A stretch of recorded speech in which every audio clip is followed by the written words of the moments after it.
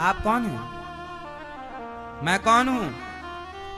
मैं सामने वाले को पहले ये बोलना पड़ेगा, मैं आत्मा हूं। लेकिन आत्मा जो बोल रहा है कि मैं आत्मा हूं, पूरा ज्ञान नहीं है। यदि आपको मैं इतना बस सिखा देता कि मैं आत्मा हूं, कोई क्रॉस सवाल करता कि आत्मा तो सुख दुख से परे है, फिर नरक कौन जाएगा, तो आप चुप रह जाते। लेकिन अब आप उत्तर दे पाएंगे कि मैं आत्मा स्वयं अकेले आत्मा नहीं, मैं सूक्ष्म शरीर हूं जिसका सपोर्ट आत्मा करती है। और मन बुद्धि चित्त अहंकार का ये सूक्ष्म शरीर जाता है स्वर्ग नरक, वही स्वर्ग नरक में जाकर सुख दुख का भोक्ता बनता है।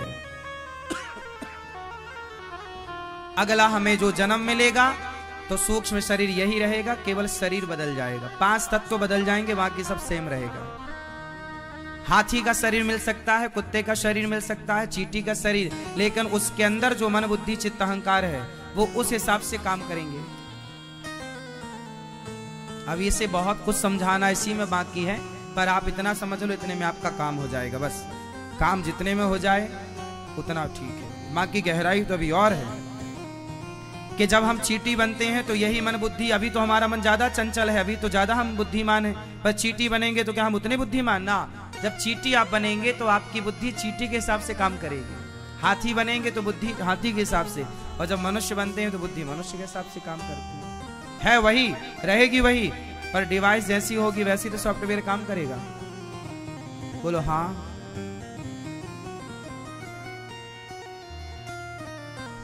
आपके मोबाइल में रिचार्ज है 5G का, 3G 4G का रिचार्ज है, 5G 4G स्पीड है आपके, पर सिम आपने डाल रखी है पुराने मोबाइल में, तो वो 5G हो या 4G हो भैया काम थोड़ी करेगा उसमें। वो 4G 5G तो एंड्रॉयड में काम करेगा। हाँ उसी पर है, भले रिचार्ज कर लिया पर वो उसमें काम नहीं करेगा। क्यों जी? उसी तरह आपके अंदर जो ज्ञान है, बुद्धि है, मन बुद्धि चित्त अहंकार, जितना ज्ञान का लेवल वो एंड्रॉयड मोबाइल पर ही काम करता, उसी प्रकार ये शरीर में ही, मानव शरीर में ही मन बुद्धि चित्त अहंकार बढ़िया काम करते हैं। बाकी 84 लाख योनियों के शरीर में मन बुद्धि चित्त अहंकार होते तो सबके अंदर है, पर वो इतना काम नहीं करते, क्योंकि शरीर ये ईश्वर तय करता है कि आपको शरीर क्या मिलना है। तो हम सत्य हैं, बोलो सच्चिदानंद रूपाय। ये जो श्लोक हमने आपको बुलवाया, ये जो व्याख्या की, केवल इस श्लोक के एक केवल सत्य की व्याख्या थी। सत्य चित, चित मीन्स प्रकाश, ईश्वर सबके भीतर है। विश्व आनंद, भगवान का नाम है आनंद, जो विश्व की उत्पत्ति पालन संहार करते हैं। ऐसे भगवान को हम राधा सहित श्री कृष्ण को नमस्कार करते हैं। यम प्रव्रजन्तमनुपेतमपेत कृत्यम द्वैपायनो विरह कातर्वा जुहाव पुत्रेति तन्मयतया तर्वोऽभिनेदुस् तम सर्वभूत हृदयम मुनिमानतोस्मि। सुखदेव भगवान को नमस्कार करते हैं। सुखदेव भगवान जन्म लेते ही घर से निकल पड़े। आप सुखदेव भगवान को जानते हैं? राजा परीक्षित जी को भागवत किसने सुनवाई? मैया परीक्षित जी को किसने सुनवाई? सुखदेव जी ने। ये सुखदेव कौन है? साक्षात भगवान नारायण ने शुक के रूप में अवतार लिया। साक्षात भगवान व्यास पुत्रो, भगवान ही सुखदेव बनकर आए और राजा परीक्षित पर कृपा की। भागवत जी को प्रकट करना था तो भगवान सुखदेव बनकर आइए। सुखदेव ये जो तोते के रूप में आपने स्थापित किया। शुक मीन्स तोता। ये तोता का मतलब क्या है? एक बार क्या हुआ, शंकर जी माता पार्वती को लेकर अमरनाथ गए, तो वहां शंकर जी ने बढ़िया कथा सुनाई। शंकर जी ने आंख बंद करके कथा सुनाई। पार्वती जी से कहा तुम हुक्का देती रहना, हमें पता लगेगा कि तुम सो रही हो या सुन रही हो। तो शंकर जी कथा सुनाए और पार्वती जी हुक्का दें। जैसे एक राजा था, एक रानी थी। हुक्का समझते हैं? पहले दादी लोग कथा सुनाया करती थी कहानियां, तो हम लोग हुक्का दिया करते थे। जब हुक्का देते रहे तो मतलब दादी समझे कि अभी बच्चा जग रहा है, माँ समझे हुक्का देना बंद, मतलब बच्चे सो गए। तो शंकर जी ने भी हुंका बोला कि हुंका देना। पार्वती मैया सो गई। अब पार्वती सोई तो हुंका बंद। तो पीछे तोता, एक तोती ने छोटे छोटे अंडे रखे, फिर सेका, उससे छोटे से बच्चा निकला और तभी शंकर जी का आना हुआ। तो तोता जन्म ही लिया था कि शंकर जी की कथा शुरू हुई, तो उस तोते ने पूरी कथा सुनी। और जब पार्वती ने कथा में हुंका देना बंद किया तो तोते को लगा यदि हुंका नहीं दूंगा तो शंकर जी कथा सुनाना बंद कर देंगे। इसलिए पार्वती जी की आवाज में तोते ने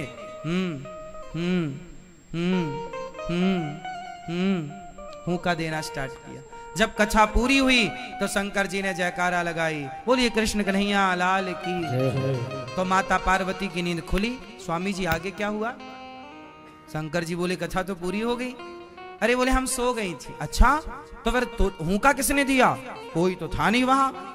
डमरू बजा के सबको पहली हटा दिया था शिव जी ने, पर छोटा सा तोता रह गया था। पलट कर देखा तो अच्छा इस चोर ने मेरी कथा सुन ली। ए तोता बचेगा नहीं तू। त्रिशूल निकाला। अब वो तोता बेचारा छोटा भागा।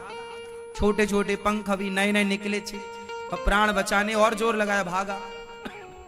भागता हुआ तोता अमरनाथ से चला और बद्रीनाथ पहुंचा।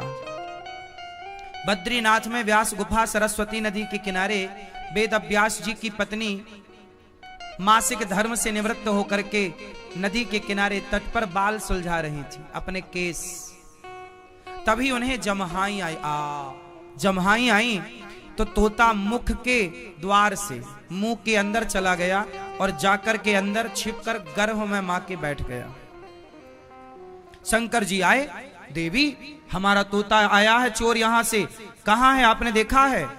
व्यास जी की पत्नी ने कहा क्या चुरा लिया भोलेनाथ आपका? आपके पास तो कुछ है ही नहीं।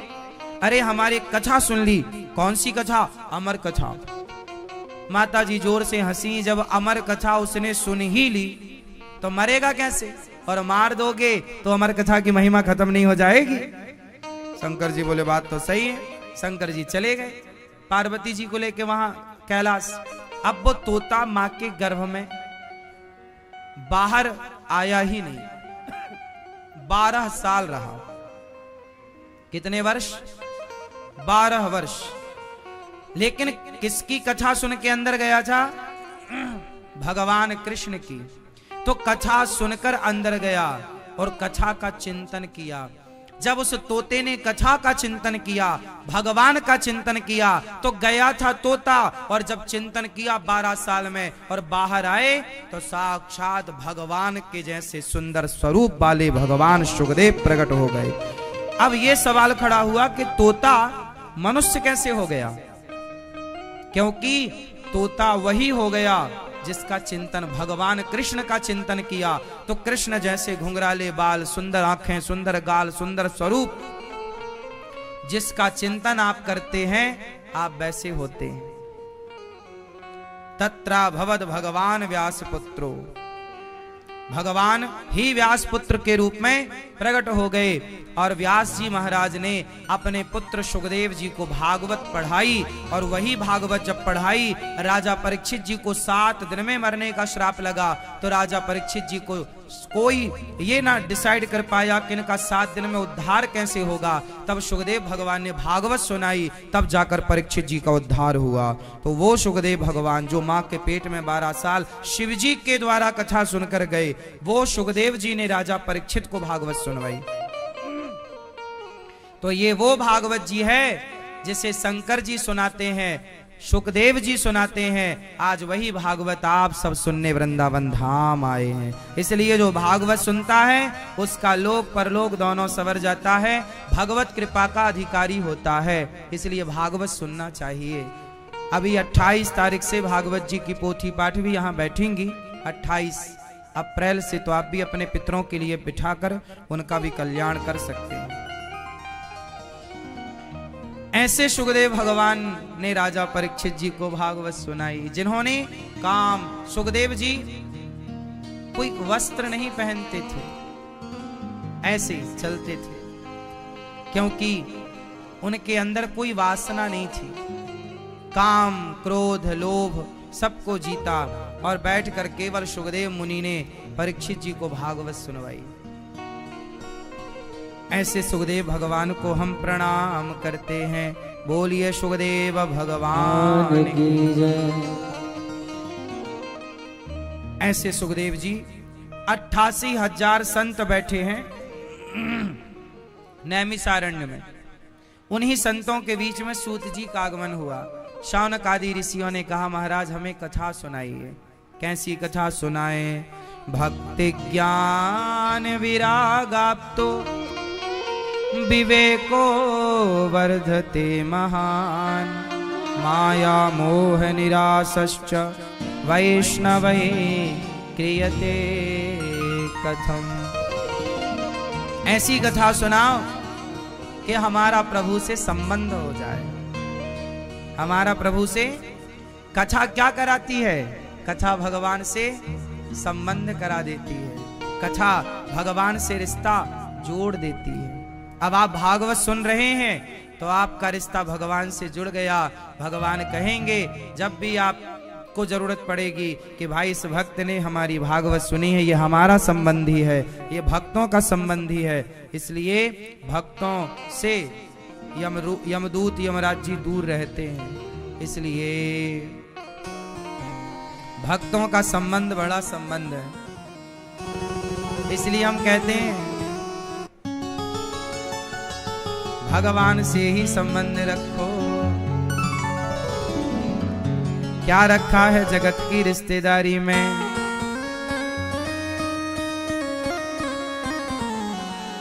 हाँ, हमें रख लेना मेरे श्याम तेरी दरबारी में।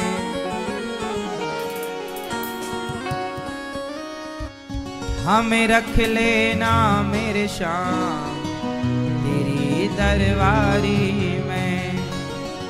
क्या रखा है ऐसी रिश्तेदारी में?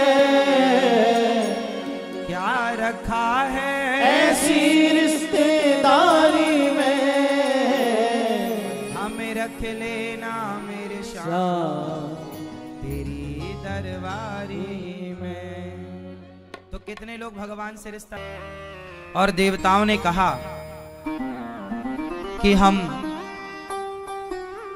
भी क्या कथा सुन सकते हैं? सुखदेव भगवान बोले प्रेमी बनकर आते तो जरूर सुनाते, पर इंद्र ने स्वर्ग का अमृत लाकर कहा कि अमृत आप परीक्षित को पिलाओ और कथामृत हमें।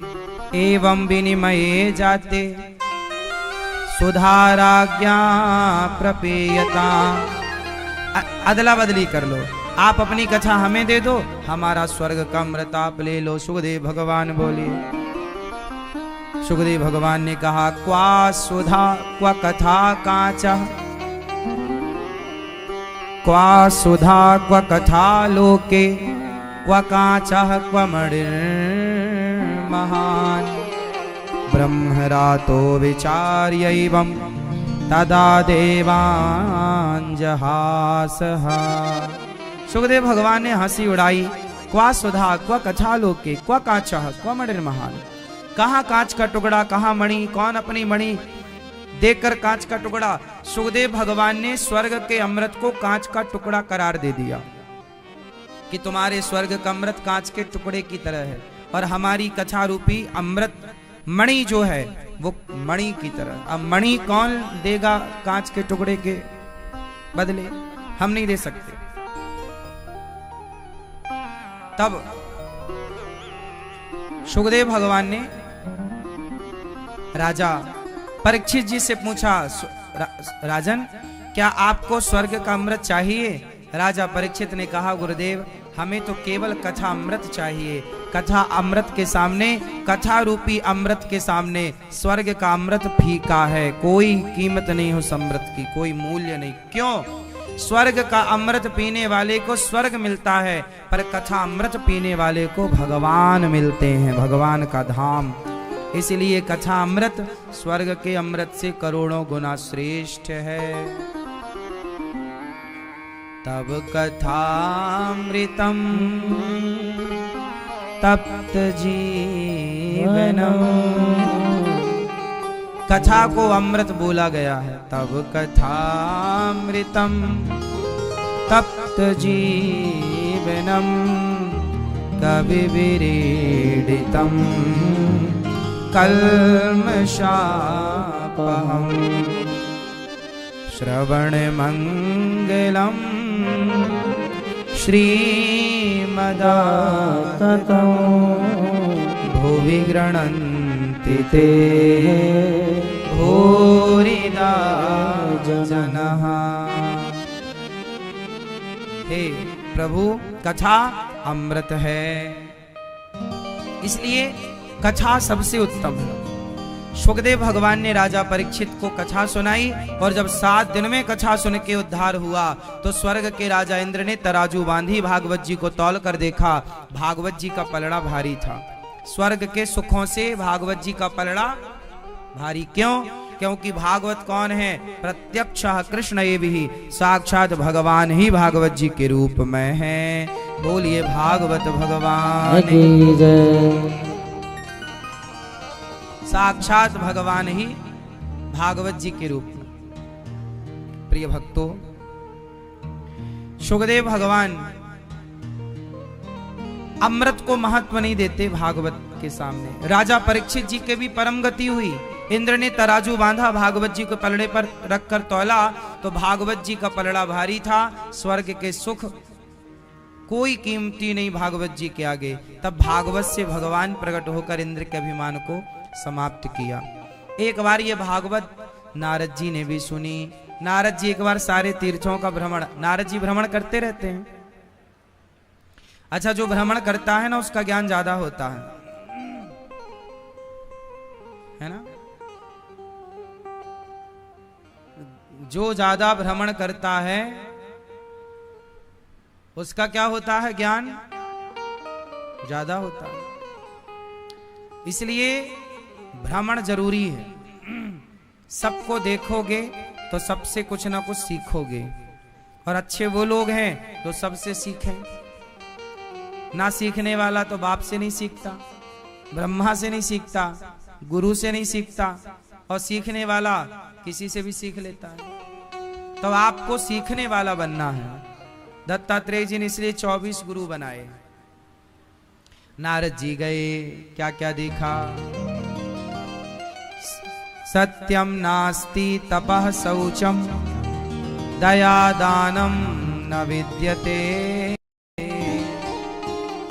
नारद जी सारे तीर्थों में गए भ्रमण करने के लिए। नारद जी भ्रमण करते हैं, पर क्या देखा? सत्यम नास्ति, सत्य नहीं है। क्या नहीं है आजकल? सत्य ना के बराबर है। आप जैसे लोग, कुछ अच्छे लोग हैं जो सत्य बोलते हैं, वरना सच बोल कौन रहा है? आजकल तो लोग झूठ ही बोल रहे हैं। क्या बोल रहे हैं? क्या बोल रहे हैं? अच्छा बताओ, आप लोग सत्य ज्यादा बोलते हैं कि झूठ? क्या बोलते हैं ज्यादा? हाँ, झूठ बोलते हैं। क्यों?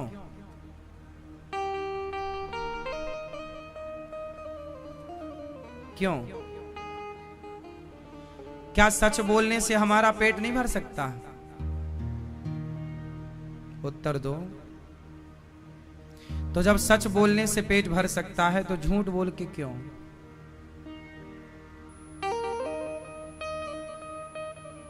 आज जो व्यक्ति दुखी है, परेशान है, क्यों परेशान है? जो तुम गलत तरीके से कमा रहे हो वो कहीं ना कहीं से तो निकलेगा, या बीमारी बन के निकलेगा, या टेंशन बन के निकलेगा, या कुछ बन। इसलिए सुकून चाहते हो, सुख चाहते हो, ईमानदारी की रोटियां खाना स्टार्ट करो, सत्य बोला करो, सत्य की राह पर हमें धन्ना सेठ नहीं बनना। हमें इस संसार में हमारा जन्म धन्ना सेठ बनने के लिए नहीं हुआ, और जो बन भी गए धन्ना सेठ, उन्होंने धन्ना सेठ बन के क्या पा लिया? बताओ। आदमी पागल जरूर होता है पैसे के लिए, लेकिन शांति पैसे में नहीं है साहब। शांति क्या है? शांति है संतोष में। आपके पास करोड़ों हो पर संतोष ना हो तो करोड़ों भी सुख नहीं दे सकता, और थोड़ा है पर संतोष है तो थोड़े में भी आपको सुख मिल जाएगा, क्योंकि संतोष है। जब आवे संतोष धन, सब धन धूरी समान। रावण को अपनी पत्नी मंदोदरी में संतोष होता तो सीता को क्यों चुराता? रावण को क्या नहीं था? बोलो बोलो जोर से। मैया ना बोलोगी मेरी मां? रावण को क्या नहीं था? क्या नहीं था? संतोष होता तो वो देखता दूसरे की पत्नी की ओर। तो असंतुष्ट व्यक्ति जो धन का संतुष्ट है, अब दुर्योधन के पास जितना था उसमें संतोष रख लेता और पांडवों की संपत्ति पांडवों को लौटा देता तो महाभारत क्यों होता? तो मूल वजह महाभारत की असंतुष्टि ही तो है ना, कि संतोष नहीं था दुर्योधन को।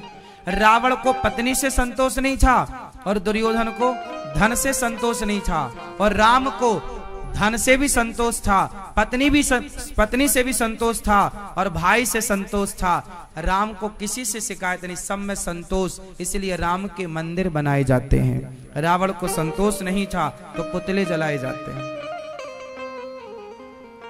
बात सही है या गलत है आप बताओ? सबसे बड़ा धन क्या है? बोलो।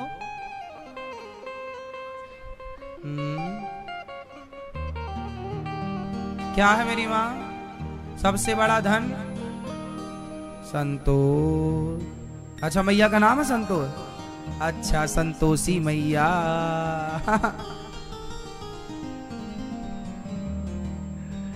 हाँ, गौ धन गज धन बाज धन और रतन धन खान, जब आवे संतोष धन सब धन धूरी समान। सबसे बड़ा धन है साहब संतोष, जो है ईश्वर का दिया बहुत। और फिर तो अंत नहीं है किसी चीज का, फिर तो अंत ही नहीं है ना, आप भागते जाओ। रावण के पास इतना कुछ होने के बाद भी संतोष कहां था? लंका सोने की थी, 1 लाख बेटे थे रावण के। कितनी बार ना सांसारिक सुख भोगा होगा उस रावण ने, लेकिन फिर भी मंदोदरी बहुत सुंदर थी, पता है? मंदोदरी इतनी सुंदर थी जितनी माता पार्वती सुंदर है। मंदोदरी कितनी सुंदर थी, और रावण भी कोई कम सुंदर नहीं था। रावण हमेशा स्त्रियों को चुराता था ऐसा नहीं है। कई बार जिस गली से रावण निकल जाता था तो रावण को देखकर कुछ स्त्रियां मोहित हो जाती थी उस पर। वो बहुत सुंदर था रावण भी। और रावण के 1 लाख बेटा थे तो सारे बेटा मंदोदरी से थोड़ी थे। रावण की ना जाने कितनी पत्नियां थी, ना जाने गिनती नहीं, इतनी पत्नियां थी। रावण ने कितने समय तक राज्य किया? रावण की आयु कितनी थी? रावण की आयु लाखों साल थी। 1 लाख नहीं, लाखों भी बहुवचन, लाखों साल से था। दशरथ जी के जमाने में रावण था, दशरथ जी के पिता अज के जमाने में रावण था, उनके पिता रघु के जमाने में रावण था, रघु के पिता दिलीप के जमाने में रावण था, उनके पिता के जमाने में रावण था, उनके मतलब राम की कई पीढ़ी से। राम तो बहुत पीढ़ी बाद आए अयोध्या में, उसके पहले भी रावण था। मतलब रावण की आयु 11,500 साल तक तो राम जी ने राज्य किया। 13,000 साल, 13,000 वर्षों तक राम जी ने राज्य किया। उस जमाने में आयु बहुत हुआ करती थी। उस जमाने में आयु जैसे आज 100 साल है, पहले हजारों साल तो कॉमन थी, बहुत बड़ी बात नहीं थी। भीष्म पितामह की आयु लगभग 900 साल 800-900 साल थी जब उनकी मृत्यु हुई। गुरु द्रोणाचार्य की आयु उस समय 700 साल थी जिस समय उनकी मृत्यु हुई। बहुत लंबी आयु होती थी। ये तो आयु उनकी द्वापर में थी इसलिए 700, त्रेता के होते तो 7000 होती। रावण की आयु लाखों साल थी। लाखों साल से लंका का राजा था। लाखों साल में ना जाने कितनी स्त्रियों का इसने सुख पाया होगा, लेकिन फिर भी अपनी इच्छाओं पर कंट्रोल ना कर पाया, संतोष नहीं हुआ। क्या नहीं हुआ? और दूसरे की स्त्री को छुआ। और ये पहली बार दूसरे की स्त्री को छुआ ऐसा नहीं, पहले भी किसी की भी औरत छू के पकड़ के ले आता था। पहले लाखों औरतों को पकड़ चुका है, ये लाखों स्त्रियों को पकड़कर ला चुका है। ये कौन बिगाड़ने वाला था? रावण का। देवता थर थर कांपते थे रावण के नाम से। शनि को तो सिंहासन के नीचे दबाए रखा था रावण ने। बोलो हाँ, ऐसा रावण। क्या नहीं था रावण के पास? जोर से संतोष। आपके पास क्या होना चाहिए? इसलिए संतोष रखना। जैसी आपकी पत्नी है उसमें संतोष रखना। पत्नी होते हुए भी तुमने दूसरे को देखा तो रावण की फोटो लगाना घर में कि देखो उसका क्या हुआ, पर तुम्हारा क्या होगा। इसलिए हर साल आता है रावण दशहरे में, मैं आ गया, ताकि बता सके देखो जी क्या हाल हुआ हमारा। और तुम भी यदि पड़े हो चक्कर में किसी को भूल जाना, वरना यही गति। तो सत्यम नास्ति तपः शौचम, इसलिए प्राण जाए पर सत्य न जाए। जो सत्य बोल के रोटी खा सकते हो खाओ। हम नमक रोटी खाएंगे और क्या होगा? सत्य की। बच्चों को भी ये पाठ पढ़ाओ, बेटा सत्य की राह पर चलना है। कौन सी राह सही है? सत्य की राह या झूठ की राह? सत्य। इसलिए किस पर चलना है? सत्य की। शांति है। सत्य तो मानो नहीं नास्ति तपः शौचम, कोई तपस्वी नहीं पवित्रता। नारद जी ये बात हम नहीं कह रहे साहब, ये कुछ आप ये मत समझ महाराज जी आप क्या सुना रहे हो, भागवत जी में जो लिखा वही सुना रहे हैं। सत्य नहीं रहा। शौचम, भागवत जी में एक शब्द आया शौचम। शौचम का मतलब है पवित्रता, शुद्धि। शुद्धि मतलब जैसे आजकल लोग क्या करते हैं, बिना नहाए खा लेते हैं। बिना नहाए कुछ माताएं रसोई में भोजन बना लेती हैं। आप में से कितने लोगों के घर बिना नहाए भोजन बनता है? मैया आपके यहां नहा के बनता भोजन की बिना नहाए? हाँ, नहा लेते हो ना। वो पीछे बहन एक हाथ उठा रही है, महाराज जी हमारे बिना नहाए बन जाता है। भैया आपके यहां बिना नहाए बनता है? क्यों? नहा के।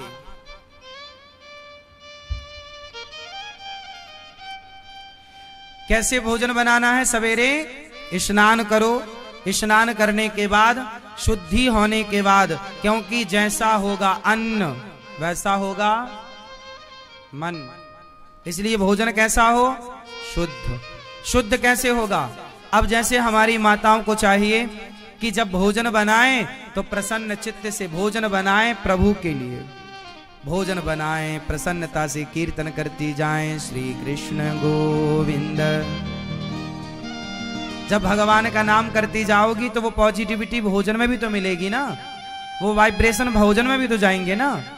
वो भोजन से पेट में जाएगा तो वो पॉजिटिविटी अंदर जाएगी। अब आप ना लड़ाई झगड़ा करती जाती हो, उसका ऐसा हो जाए ये दाल का छौंका मार दिया, उसका सत्यानाश हो जाए ये दाल का छौंका, ऐसे में तो तुम्हारी होगा जो होगा। भोजन बनाते समय स्त्री कैसी हो? प्रसन्न हो। किसके लिए भोजन बनाए? भगवान के लिए। जो बन रहा है किसका भोग लगेगा? प्रभु का भोग लगेगा। तो भगवान के लिए बनाओ, पवित्रता से बनाओ। और आपकी रसोई में ये याद रखो कि आजकल होता क्या है, आपकी रसोई में ना कोई भी स्त्री आई घुस जाती है। आजकल महिलाएं किसी के भी घर जाएंगी तो पूरा घर छोड़ के सबसे पहले रसोई में जाएंगी। हाँ या ना? ये आदत सही है कि गलत है? किसी की रसोई में नहीं जाना चाहिए। ना तो आप किसी की रसोई में जाओ, ना आप अपनी रसोई में किसी को आने दो, बुरा लगे तो लगे। क्योंकि रसोई मंदिर है और मंदिर में उस भोजन से हमारे बच्चों के विचारों का निर्माण होगा। अब जो सामने स्त्री आके घुस गई, पता नहीं वो शुद्धि में है या अशुद्धि में है। कोई आप थोड़ी पूछेंगे कि तुम शुद्धि में हो इस समय या अशुद्धि में। अब आपके घर में भोजन बन रहा है, भोग, और अशुद्धि है, अशुद्धि में आपने, अब जैसे श्राद्ध पक्ष ये लिखा है पुराणों में, कई जगह मैं आपको बता दूंगा यदि आप प्रमाण मांगेंगे कि ऐसा कहां लिखा है तो बताऊं। जब आप श्राद्ध पक्षों में अपने पितरों के लिए कुछ बनाते हैं ना, जैसे कुछ लोगों के घर में क्या होता है, श्राद्ध पक्षों में तिथि के दिन दाल चावल खीर पूड़ी बन के ना पितरों के नाम से एक थाली निकलती है। फिर वो थाली आप कौआ को खिलाएं या गाय को खिलाएं, ऐसा होता है ना कि एक थाली पितरों के नाम से निकाल दी, फिर वो हमने गाय को खिला दी, वो ऐसा होता है ना। तो याद रखिएगा, जो पितरों के लिए भोजन बनता है, यदि उस पितरों के लिए बनने वाले भोजन में अपवित्र मासिक धर्म किसी स्त्री का हो, अशुद्धि अवस्था हो, और उस स्त्री ने यदि उस भोजन को ग्रहण कर लिया तो उसे आपके प्रेत नहीं, आपके पितर नहीं, वो प्रेत ग्रहण कर लेगा।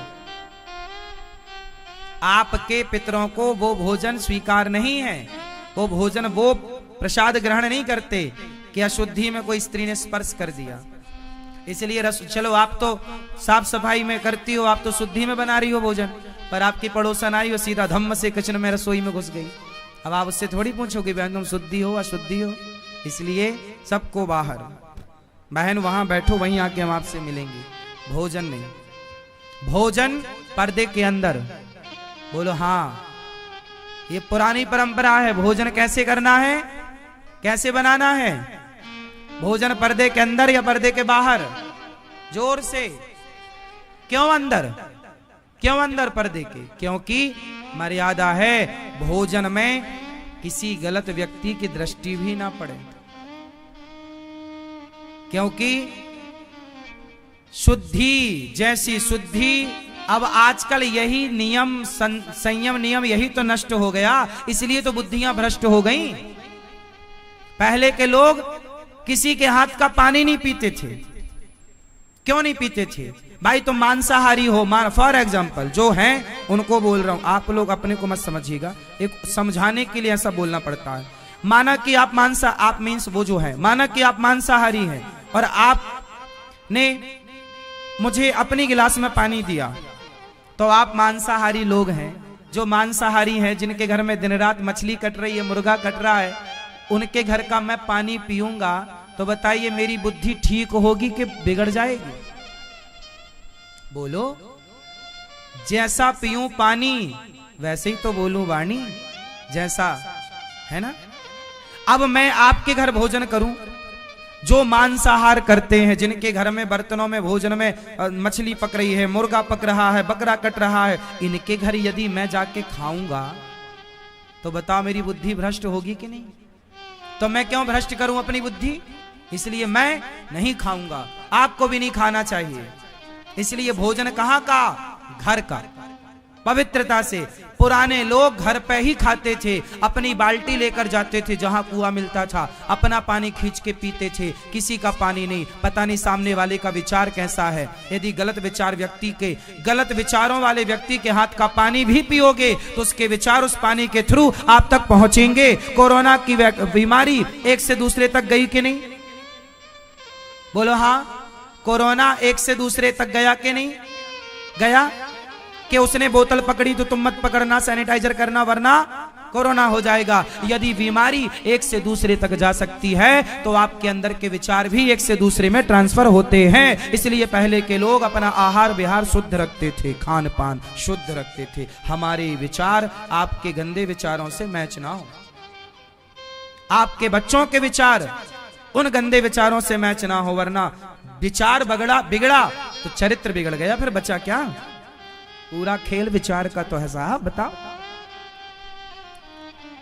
रावण का विचार ही तो बिगड़ा कि सीता को चुराएं, सर्वनाश हो गया।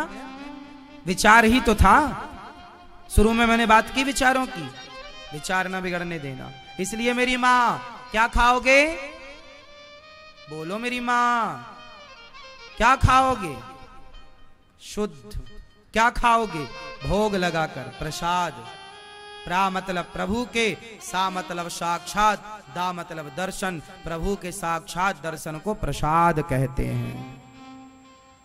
प्रसाद पाओ, जो बने दाल चावल सब्जी रोटी निकालो, तुलसी का पत्ता डालो, भोग लगाओ, फिर अपने दाल चावल सब्जी रोटी को दाल चावल सब्जी रोटी में मिलाओ, पूरा भोजन मिलाओ, फिर वो बच्चों को परोसो, वो प्रसाद है। खान पान शुद्ध। आजकल क्या बिगड़ा है लोगों का?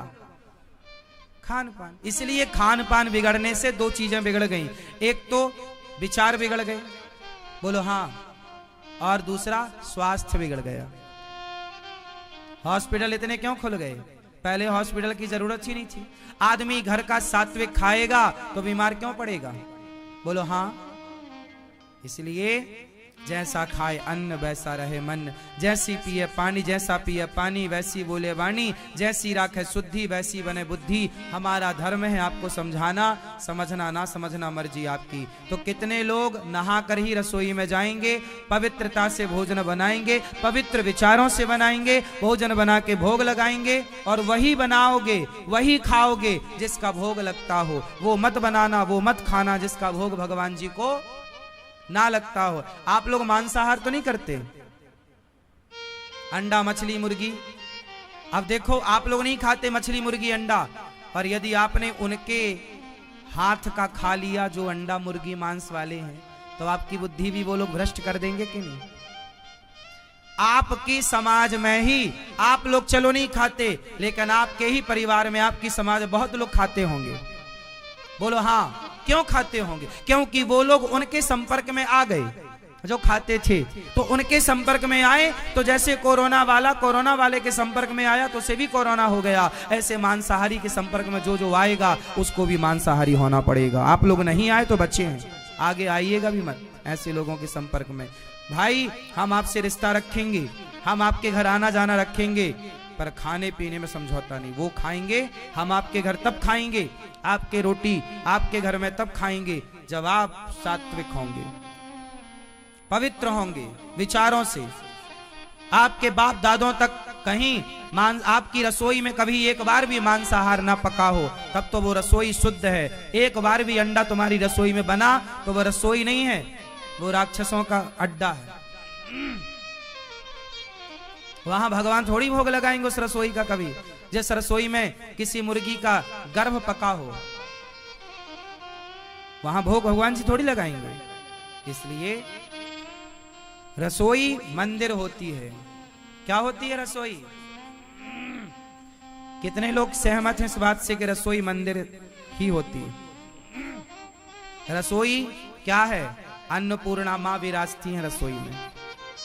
कौन विराजता है? अन्नपूर्णा माँ। माँ है वो, भगवती है वो। इसलिए अन्नम ब्रह्म। वहां रसोई में जाओ तो नहा धोकर पवित्र, बच्चों को भी सिखाओ बेटा नहा के रसोई में जाओ, उसे मंदिर मानो, मंदिर मानो। रसोई को मंदिर की तरह जूठे बर्तन छोड़ना नहीं, गूथा हुआ आटा फ्रिज में रखना नहीं, ये सब दरिद्रता को निमंत्रण देगा।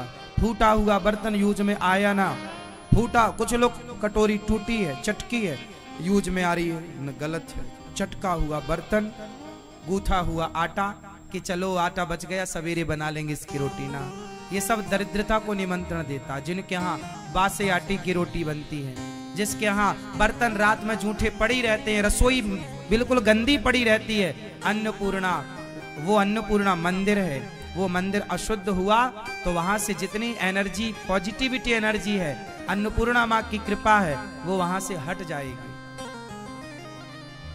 इसलिए बात समझो, बहुत साइंटिफिक बातें हैं हमारे शास्त्रों। पहले क्या होता था? माताएं भोजन बनाने के बाद तुरंत रसोई को गाय के गोबर से चूल्हे को लीपा करती थी। ये दौर किस किस ने देखा है पुराना? मैया आपने देखा? पहले कच्ची रसोई होती थी, चूल्हा लकड़ी वाला, कंडा।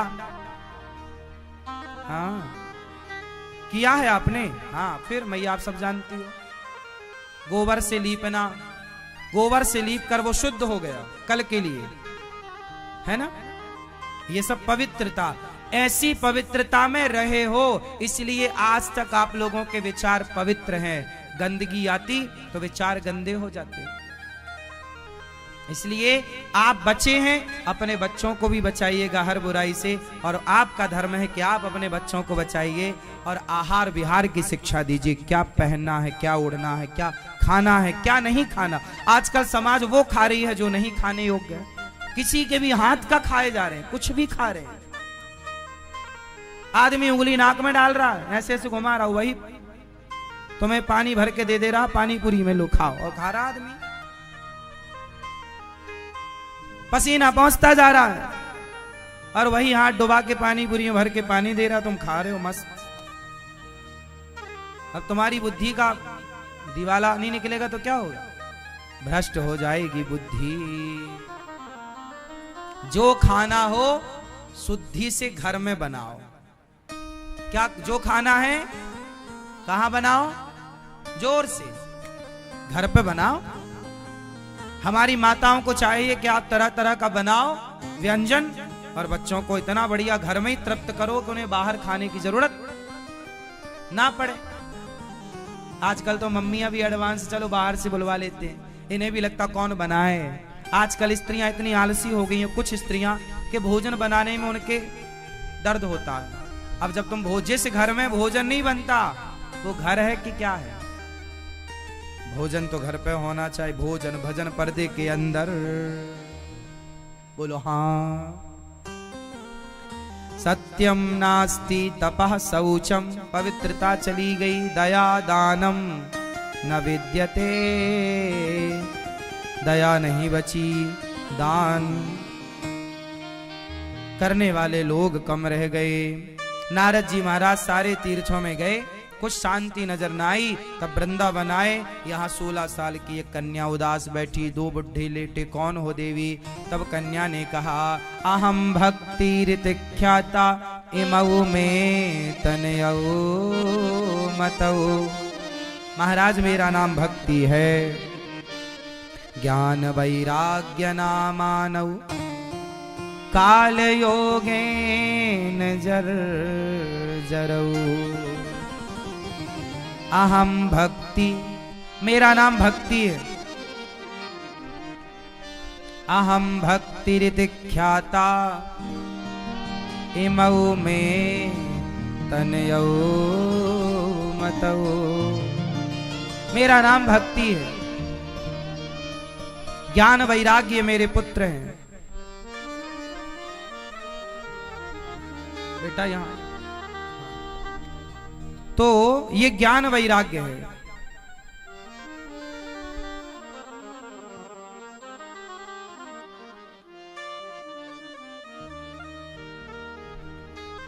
अहम भक्ति ऋतिख्याता इमऊ में तनयऊ मतऊ, ज्ञान वैराग्य नामानऊ, काल योगे नजर जरो। महाराज ये मेरी बेटी भक्ति है, मैं भक्ति हूँ, ये मेरा बेटा ज्ञान, ये मेरा बेटा वैराग्य। नारद जी बोले, भक्ति तुम 16 साल की और ज्ञान वैराग्य बुढ़ा। महाराज ये कलयुग है, महाराज मेरा दुख। नारद जी ने कहा, मैं क्या सेवा करूं भक्ति। भक्ति ने कहा, महाराज मेरा दुख दूर कर दो। ये कलयुग में भक्ति तो फिर भी सही है, पर ज्ञान वैराग्य बुढ़े हैं। क्यों? ज्ञान वैराग्य का कोई ग्राहक नहीं है। मतलब आज के जमाने में कोई ज्ञानी कहाँ बनना चाहता है। ज्ञान आ भी जाए किसी को तो घमंड आ जाता है। शुद्ध ज्ञान जो ईश्वर की प्राप्ति वाला, वो ज्ञान नहीं है, और वैराग्य किसी को है ही नहीं। आज के जमाने में लोग क्यों परेशान है? त्याग नहीं है। क्या नहीं है? जोर से। क्या नहीं है? जोर से। मेरी मां त्याग, छोड़ता नहीं है कुछ भी। 100 गालियां सुनकर भी, 100 बातें सुनकर भी आदमी घर पे ही पड़ा। तुलसीदास जी अच्छे हैं कि एक बात में ही वैराग्य हो गए, त्याग दिया सब। तुलसीदास जी के अंदर त्याग था तो एक बात में ही सब त्याग दिया। और आप लोग तो 100 बातें सुन के भी कुछ नहीं छूट रहा है। बोलो हाँ। अच्छा ये बताओ, तुलसीदास जी की पत्नी ने क्या बोला था तुलसीदास जी के, उनको वैराग्य हो गया? बोलो, कभी ये बात आप लोग अपने पति को बोल के देखना, वैराग्य होता है कि नहीं होगा? नहीं होगा। आप 100 बार कहो, उससे नहीं होना। हाँ?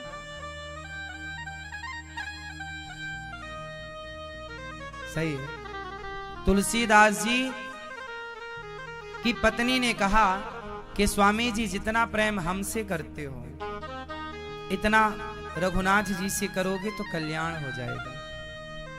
इतना कहा था कि पलटकर कभी पत्नी की ओर देखा नहीं। हम आपसे ये नहीं कहते कि अपनी पत्नी को छोड़ दो, लेकिन पत्नी के साथ रहो, पर कैसे रहो? बच्चे हो गए ना आपके, तो अब पति पत्नी तुम साथ में रहो, पर भोगों से मन को हटाओ। भोगों से मन हटाओ। भोगों में जब तक उलझे रहोगे, वासनाओं में जब तक उलझे रहोगे, तब तक तुम मरे हुए हो, मुर्दे हो। भोगों से अब बेटे हो तो गए, अब भोग तो लिया संसार का सुख, अब क्या जरूरत? अब थोड़ा मन उनसे हटाओ और तुम सारी जिंदगी अभी और भोगोगे भी तो लाभ क्या होना है? क्या पा रहे हो तुम? पा कुछ नहीं रहे, खो रहे हो। अपनी एनर्जी खो रहे हो, अपना पावर खो रहे हो। बदले में तुम्हें मिल क्या रहा है? तुम कह रहे हो बड़ा सुख मिला। ये सुख नहीं है। ये सुख, ये वैसे ही सुख है जैसे किसी को खुजली होती है ना, खुजलाने में बड़ा सुख मिलता है, लेकिन उस खुजलाने के बाद क्या होता है? पीड़ा होती है, जलन होती है। ऐसे ही भोगों को खुजली कहा गया है। खुजलाने का बड़ा सुख लगता है, पर ये जितना सुखदाई है उससे करोड़ों गुना दुखदाई भी है। ये बात आप हमारे इस इशारे को समझिए कि पति पत्नी रहें साथ में बुरा नहीं है, पर भोगी बनकर नहीं, परम योगी परम भक्त बनकर के रहो। साथ में ही रहो, पर अपने मन को जीत करके रहो। कंट्रोलिंग पावर ले आओ, ब्रेक लगाओ। अब बस, अब चित्त को ईश्वर, जो एनर्जी आपकी नाभि से नीचे जा रही है, अब उस एनर्जी को नाभि के ऊपर लाकर अपने हृदय में केंद्रित करो, ताकि हृदय में बैठे परम पिता परमात्मा को एनर्जी की, उसको उसके ध्यान में भी तो एनर्जी चाहिए ना। तो ध्यान में एनर्जी लगे, ईश्वर में एनर्जी लगे, भगवान के चिंतन में मन लगे, विषय वासना से मन हटे। मन तो एक ही है, या तो विषयों में लगा लो या तो प्रभु में लगा लो। इसलिए जीवन में थोड़ा क्या हो? त्याग। क्या होना चाहिए? जोर से नहीं होना चाहिए, त्याग। आज त्याग नहीं है। बुढ़ापे में भी बूढ़े बूढ़े लोग भी विषयों में पड़े हैं, उलझे हैं। 70-70 साल की उम्र में कुछ लोग शादियां करा रहे हैं। जो उम्र भगवान के चिंतन के लिए है, उस उम्र में लोग शादियां कर रहे हैं। बोलो हाँ या ना? अब बताओ कैसे इनका उद्धार होगा, कैसे इनका कल्याण होगा? त्याग हो, मन पर कंट्रोलिंग पावर हो। वो व्यक्ति समझदार है जो अपने मन को अपने वश में रखता है। वो व्यक्ति मूर्ख है जिसका मन जरूरत से ज्यादा चंचल है, भाग ही रहा मन। क्या करोगे ऐसे चंचल मन का? इसलिए साधो, जो मन को साधता है उसी का नाम साधु।